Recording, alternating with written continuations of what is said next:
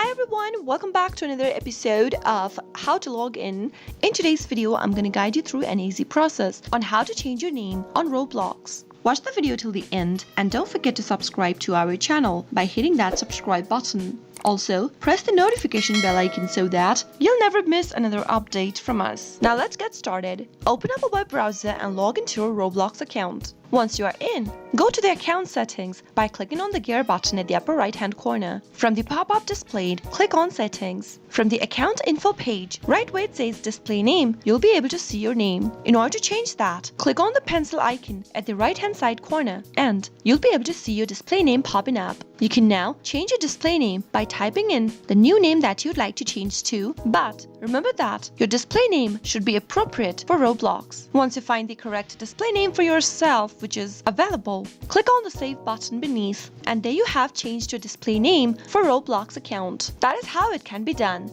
I hope the tutorial was helpful to you. If it was, go ahead and give us a thumbs up. I'll be back soon with more tutorial videos like this. Thanks for watching.